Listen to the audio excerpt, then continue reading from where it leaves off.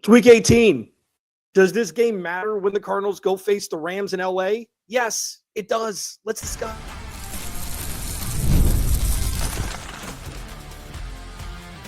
You are Locked On Cardinals, your daily Arizona Cardinals podcast. Part of the Locked On Podcast Network, your team every day. Locked On Cardinals. It's week 18. Have you appreciated football this season? Did you listen to me when week 1, the first second started, I said appreciate football because it's going to be gone before you know it? It's gone. If you haven't appreciated it, shame on you. I know it hasn't been fun most of the time, except for listening to me, obviously. Us chatting has been fun. I know it hasn't been necessarily positive for the majority of the season. I don't even know if we could spell positive when talking about this team at this point. But I've appreciated football. I've appreciated every second with you. And even when the final clock is all zeros on Sunday, that's when we just ramp up for next year, baby. No days off. No days off. Thanks for making Locked On Cardinals your first listen, now part of the #1 sports podcast platform in Locked On. Thank you to everybody who's been around this year. New listeners, everydayers, thank you, thank you, thank you. We're just getting started. It's year 10 next year, baby. It is year 10 for me doing this, and I don't see myself slowing down anytime soon. Key to victory. Yes, there's one. Final segment, as always. Things to watch for. There are things to watch for that aren't directly tied to just Trey McBride and Michael Wilson breaking their respective numbers. Michael Wilson's 100,000-yard receiving season and Trey McBride breaking the Cardinals' single-season tight end receiving yards number. There's more than just that. Listen, does this outcome matter? Let's talk about the easy stuff. Yes, draft, order, obviously. The Cardinals are statistically eliminated from getting the #1 overall pick, even if the Rams win, because the Cardinals have had a much more difficult strength of schedule than all the other teams ahead of them. So there's that. And it's going to get more difficult. The numbers are going to go down for the Cardinals because they're going to play the Rams, and the Rams are most likely going to win. The Cardinals will play the Rams twice. Strength of schedule goes up. But this outcome matters. It is about saving face. It is about being competent in some capacity. Because, again, and this seemingly has happened every week since the Cardinals beat Dallas, they're playing a team that is coming off something not so great happening for them. Or coming off a, hey, get this win, and you skyrocket up your respective division charts. I'm talking about Jacksonville. It's happened to the Rams. This is the second time against the Rams. The first time, it was the week after they got beat by Carolina. And this time, it's the week after they get beat pretty significantly by Atlanta. And I understand that they're seeding situations that may have already shown themselves. So this game may not matter in theory for the Rams, but I don't think that sitting starters is something that you should be doing when you're going on the road, next week to play the Bears or the Eagles, what it's most likely going to be if they're locked into the 6th seed. So this game matters for a bevy of reasons. By and large, I've discussed this a bunch. This is your first listen to Locked On Cardinals. Thank you, first of all. Jonathan Gannon's job security should have been decided 2 months ago. There's no way this was going to get better. Sure, they could definitely not be giving up 40 points or close to it every other game with the defensive-minded head coach and a defense that was, up until a few weeks ago, at least pseudo-healthy. Obviously, you have guys, ping-ponging in and out, whether it be Garrett Williams or Walter Nolan or Will Johnson or, Dadrian Taylor-Demerson, now Budda Baker, Jalen Thompson was out. You never really had the full cast, and Mac Wilson's been out on IR for a long time. So sure, it's gotten worse, but what was the end game for it getting better? Them winning 6 games? Still fireable offense. Them winning 5 games? Still fireable offense. So the fact that they haven't won any isn't the fact that they haven't won any games since Dallas doesn't get the fire Jonathan Gannon any stronger. It doesn't get any stronger because the product's the same. It's not like, oh, there's 7 guys coming back in week 12, then they can go on a run. No, it's everybody was hurt. Then, slowly but surely. Trey Benson, didn't come back. And then, Paris Johnson's on season-ending IR now. And, things like that. It's just the dominoes continued to fall. And brick by brick, this, house has been dehoused. That's hashtag analysis right there for a Friday. And I know that's tough for people to stomach a little bit. Why hasn't he been fired yet? It's a good question. Lends me to think he's coming back. So does the outcome matter? Yeah, but not for that. So when I titled this show, and on the title card, I said, does it matter? It matters for draft position. It matters to save face, but I don't think somebody's going to save their job or lose their job regardless of what happens in the outcome of this game. So does the outcome matter? Yeah, but not for Jonathan Gannon. Does the outcome matter? Yeah, not for the coaches. Not, of course, you want to win the game, but it doesn't matter for what their next steps with this organization are. That's been decided by Michael Bidwill. I think it was earlier this week, about how Jonathan Gannon said he fully expects to come back in 2026 and trying to decide whether that's just his version of coach speak that he's had all year. It's just like, I'm going to protect my guys. And the path of least resistance, not in a bad way, but the way to not ruffle any feathers. Yeah, I'm expecting to come back in 2026. Or if he had Michael Bidwill in his ear in week 10 or week 12, was like, yeah, we're running this back. You didn't get a fair shot with all the injuries. And this is not an excuse. It's a reason. It's like people, gave me a lot of crap for talking about Steve Keim for so long, for like the first year and a half of this new tenure, because it was part of the story. It was why the Cardinals were where they were in large part. At least above average amount of size part. And then I haven't really since, because it's no longer part of the plot. But with injuries, I didn't talk about it for a long time. I didn't talk about it since 2017. It doesn't matter. Injuries, yep, you just roll with it. You roll with it. You roll with it. You figure it out. You roll with it. Good teams figure it out. 49ers have a chance to be the 1 seed. And they lost Fred Warner and Nick Bosa. And Brock Purdy's been out. It's part of the plot. So you got to discuss it. So does this outcome matter? No, not for the coaches. They want to win, sure. Will it mess up draft position? Who cares? Are they probably going to win? No. Most likely not. Because even if they do win this game, it's vapor. Like, there's no momentum with this kind of stuff. It's already too far gone for this season. You just hope nobody gets hurt, knock on wood. Ever, but you hope nobody gets hurt. And that's it. For a long time this season, after they were out of playoff contention, for a long time this season, when they were still, quote unquote, still in playoff contention, they just weren't statistically eliminated yet, but it was going to happen. You were looking at Jacoby Brissett, trying to gauge if he's going to be the dude for next year, at least as a bridge guy. The Kyler Murray conversation is fascinating now, which I will talk about next week. I already know what needs to happen if the Cardinals want a Hail Mary in 2026. That will be Tuesday's show. But going into Sunday, does this outcome matter for anybody? They'll say yes, but the answer most likely is no. Locked On Cardinals, your team every day. Things to watch for, though, because there are some very important things to watch for. I'll discuss it next. This episode of Locked On Cardinals is brought to you by Robinhood. Nobody knows your money goals better than you. And Robinhood puts you in control of your money with tools that work as hard as you do, locking in on every opening, beating your PR, beating it again. Channel that drive into your money. Robinhood puts you in control of your money. Trade stocks and ETFs, options, futures, and crypto all on one platform. You can now build and execute your own trades from a desktop with Robinhood's Legends Advanced tools, or take advantage of the new Robinhood strategies with a tailored portfolio managed by a team of experts. You expect more from yourself. Expect more from your money. Get started at Robinhood.com/yourmoney. Again, that's Robinhood.com/yourmoney. Your money, your move. Please go to the YouTube channel, search Locked On Arizona Cardinals. Hit that subscribe button, man. You know the drill. We're almost at 5K subscribers, bro. Come on. Everydayers Club. It's live. Link is in the description. You want ads-free listening to Locked On Cardinals? You want the members-only Discord that I'm a part of so we can interact throughout the year, throughout the offseason?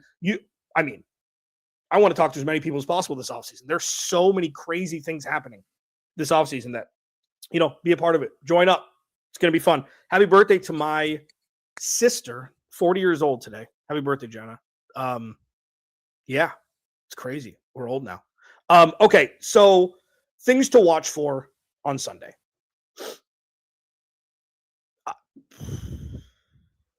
I'm struggling with this because I just wish they wouldn't play Trey McBride. Just put him on ice for week 18. I know he wants to play. I know he's a bulldozer. I know all those things. Just don't play him. Just don't play him. Just put him on ice for the rest of the year. Obviously, that's not going to happen. He has a chance to break the single season tight end receiving yards record for the Arizona Cardinals. Michael Wilson is, less than 100 yards away from 1,000. Marvin Harrison Jr. is not going to play, so I would assume he'll get that and then promptly get a contract extension the second the contracts can be extended this offseason.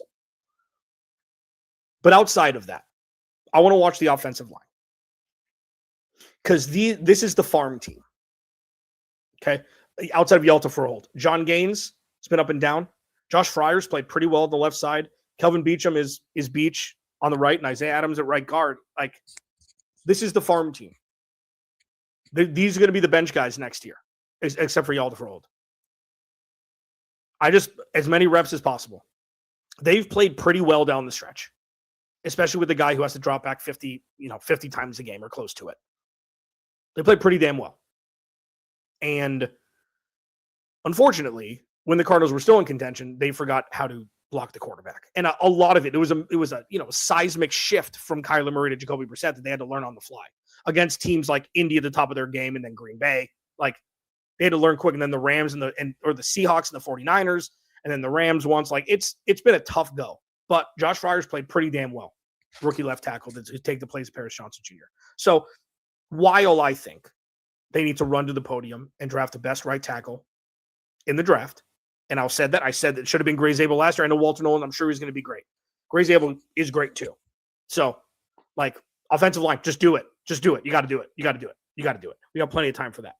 But the offensive line, I want to see. And then Will Johnson against Puka Nacua. I want to see it. I want to see as much Will Johnson as I possibly can. And an honorary mention, I want to see Denzel Burke too. Like, if they're going to, Max Melton's already quote tweeting things. He quote tweeted Kyle Odegaard a few weeks ago. It's like he's never let up a touchdown. He's already pissed off that he's not playing. I don't know if it's a scheme thing. I don't know if it's a Will Johnson is better than him thing, which very well could be true. But that is not fun. That's not fun. Because they could have taken Cooper DeJean or, Kamari Lassiter or, Kool-Aid McKinstry if they wanted to. I'm not too keen on how well Kool-Aid's played, but yeah. They traded back and then drafted Max Melton. So I don't know if it's just, I don't know what it is. I don't know what it is. He's still a young player, so we'll see. But got to see Denzel Burke, again, Will Johnson, and then Cody Simon, these guys, that's what you want to watch. I know this was kind of an homage to 2023 when Kyler was out half the year and you didn't really know a bunch of these guys. And, you want to see anything that can be, as I've said multiple times, future pacing for guys that can actually, contribute in the future. That's kind of what this game's going to be. You're going up against a rival. It's like, who cares? You're not a rival. You've never rivaled each other with anything. So it's not a rivalry. It's a division, quote unquote, rival because you're in the division, but these teams aren't in the same stratosphere. But things to watch for, of course, the numbers on the offensive side of the ball, the offensive line predominantly, because you want to see what you got. And you've seen over the last month kind of what you've got. Like, Josh Fryer has been an interesting development. He's been an interesting development. He's not a turnstile at left tackle, which is the first filter you got to get through to be an NFL player. Poor DJ Humphries. Oh, man. He may be playing on Saturday or on Sunday due to injuries and stuff. He aged very quickly. You feel bad for him. I mean, he has no juice left. I mean, he had two real significant injuries back to back on top of his age. So you just feel bad for him. For those who don't know, he plays with the Rams now. But you want to see Josh Fryer, just do it. See John Gaines. All these reps are very important. These have momentum because it's actual game time, And you're playing up against a team that has Super Bowl aspirations. You're playing a team that has the Cardinals number and has for quite some time. So, you want to watch it. You want to watch it. And then I guess, it's the running game thing is just you're going to put it on ice. The pass rush, it's like, well, I don't really know what to say about that. With the deep dive this offseason is going to be wild with what was set to be a ready, set, go pass rush that has fallen significantly short. It's crazy watching other NFL teams that have a real bona fide pass rush. Even when they rush 4, it's like, man, they're getting the quarterback all the time. It's like, where is that? I mean, Josh Sweat had over 10 sacks. Like he did his part this year. He did his part. He needs a running mate. He needs a running mate bad. So the argument this offseason is going to be like, we'll take the best pass rusher. I'm like, damn it. I can get on board with that too. It's going to matter what they do in free agency. It's going to matter what they do in free agency also with the offensive line. But finally, like honorable mention, as I squirreled there for a second, Jacoby Brissett, like you just want to see, I feel like this is going to be a big fantasy day, even though fantasy's over. So you can see that I didn't make any finals this year. It's going to be the numbers will be there. The numbers will be there, especially if the Rams sit their players.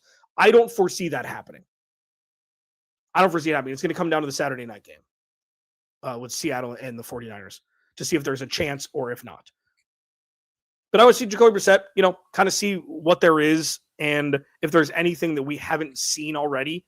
I feel like Jacoby Brissett is exactly who he is, and he's been who he is, and he is who he is.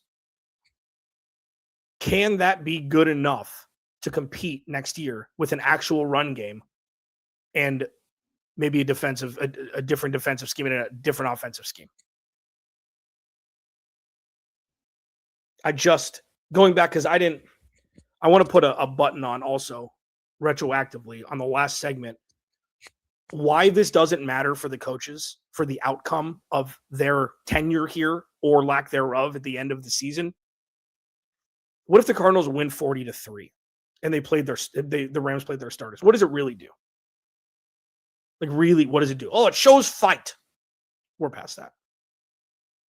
Oh, it shows that they're starting to mesh. It's like, it doesn't, and it wouldn't, and it won't happen. But it's like, what does it do?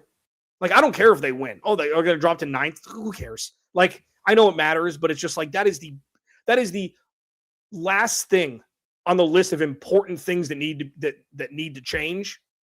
Important things on the short list. That's last. Let's look at what is, not that what might be. Might be. The slash was silent. Might be. Yeah, it's not ideal if they win for draft capital, but if they do win, it's like, okay, they lost in Seattle 2 years ago at the 4th overall pick and got Marv. How's that working out? That's a low blow. I know. Locked On Cardinals, your team every day. The key to victory. There's one, but then I will talk more after that. It'll be next. Locked On Cardinals, your team every day. This episode of Locked On Cardinals is brought to you by FanDuel. Fridays already feel different during basketball season, and FanDuel's making them even better. Every Friday night before the games tip off, FanDuel gives fans a new way to kick off the weekend with NBA Happy Hour. NBA Happy Hour is your official pregame, a limited time window where special offers drop right inside the FanDuel app before the action starts. Fridays from 6 to 7:30 Eastern have become appointment viewing with NBA Happy Hour. Opening the FanDuel app during Happy Hour always brings something new. Boosts, bonuses, surprises. The timing's perfect. Right before the games, right before the weekend starts. It adds extra energy to Friday night basketball without overthinking it. So, before tip-off, check the FanDuel app and see what's dropping during NBA Happy Hour every Friday from 6 to 7:30 p.m. Eastern.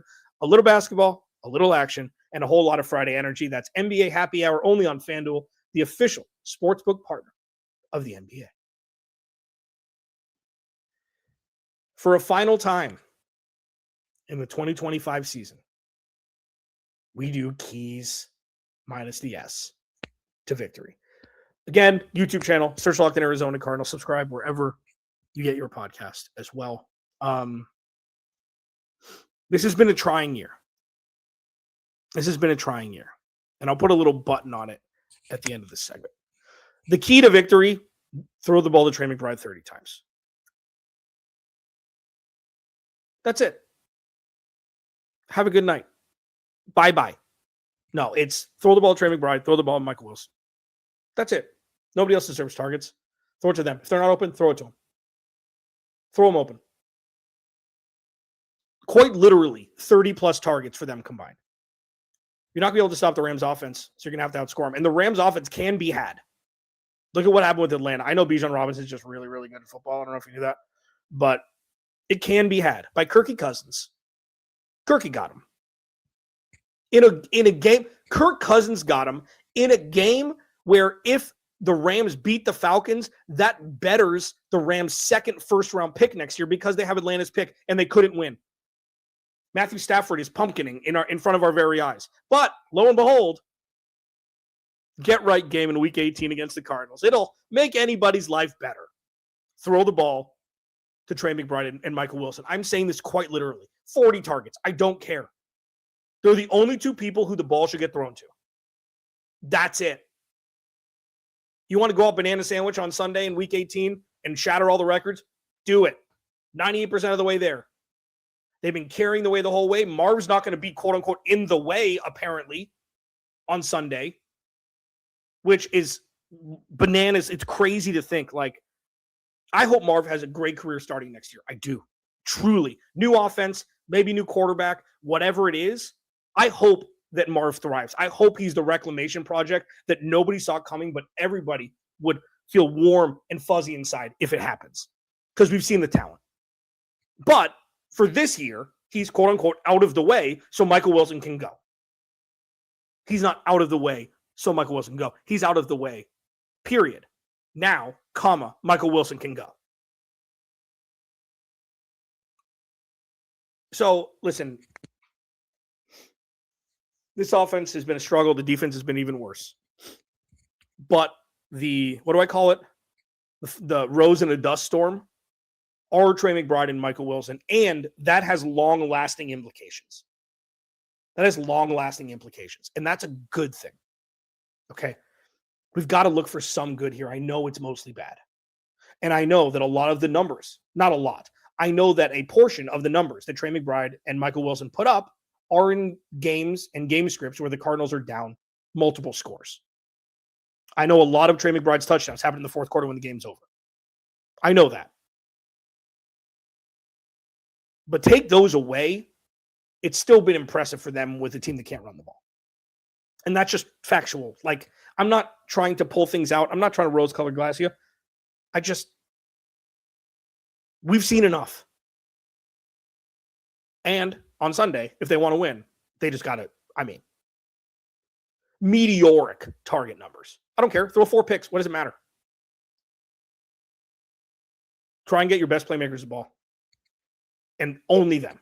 It's the only way they're going to win. So, we've done 18 of these Friday shows. 17 of these. 18, but by week. 17 of these Friday shows. And it's getting more and more difficult to know what's next. And that's not fun. It started in week 4. I think that was the first oh my God, what are we doing here, guys? The Seattle game when they were down 20-0 and then came back and tied the game and Marv had his moment and then they ended up losing on a field goal after just dropping the bucket 25-yard, if not longer, pass to Jackson Smith and Jigba, chef's kiss. It was just majestic. And then it's oh dear. And then Tennessee happened. And then you're starting to see then oh no. Oh no. The Kyler gets hurt. Oh no. So now that we're at the end, I think there's peace in that. It's okay, this went exponentially the wrong direction than we thought it was going to go when the season started. And even for the biggest Cardinals haters, nobody saw it like this. Well, I did. Cool. Go buy a lottery ticket, bro. Go buy a lottery ticket. You're awesome. So this is the best thing that could happen right now, is this being the last game. Nobody get hurt. Knock on wood. Hopefully everybody, you never want anybody to get hurt. Monday is going to be fascinating.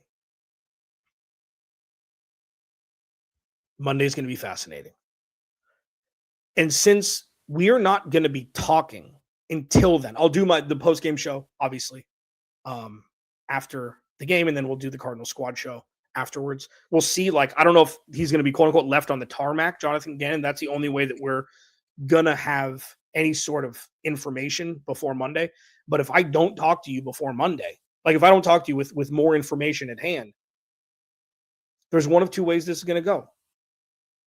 Either there will be word coming out that he will be retained in 2026, or everybody will be fired, and you could include Monty Osborne in that possibly, even though I think that would be a mistake.